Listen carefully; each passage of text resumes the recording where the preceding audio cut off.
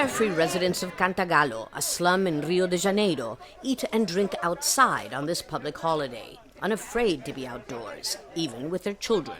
The days of being hit by a stray bullet from warring drug gangs are over. The peace guaranteed by the UPP, or Unit of Pacifying Police. They moved in after Special Forces units rounded up the gangs' war arsenals, along with their top leaders. Before, the one in control who gave the orders, who played the role of the state, was a despot with arbitrary powers, the owner of the favela. This occurred in Rio de Janeiro for decades. Now that person has been replaced by the state, represented by the police. It has made a huge difference. It wasn't so long ago that this favela was better known for its bank robbers. Now it has its own local bank branch. The state can now afford to guarantee and bring in basic services like water and electricity. And it's been such a phenomena that it's even attracted pop stars like Madonna and even Lady Gaga, who was here just very recently.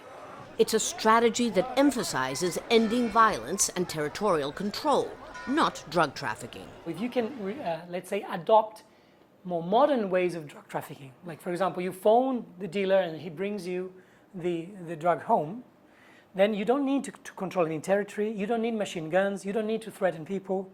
And that's what happens in most countries.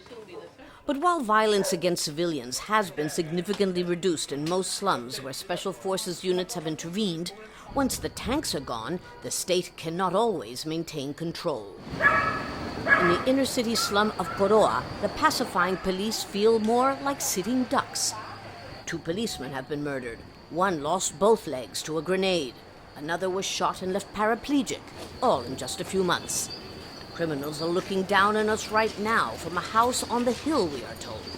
Clearly outgunned and outnumbered, the officers say they have become the targets. It happened in San Carlos and other places where the police were shot, not only here. There also, the trafficking continues. There are heavy weapons inside. It is dangerous to go up there, but we still have to go up the hill. Authorities admit Rio needs more pacifying police, just to guarantee order in all the slums that have already been intervened. Even so, they're betting that out of enlightened self-interest, criminals in the many more slums that are still controlled by gangs will voluntarily try to keep the peace.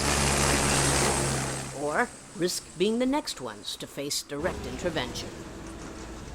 Lucia Newman, Al Jazeera, Rio de Janeiro.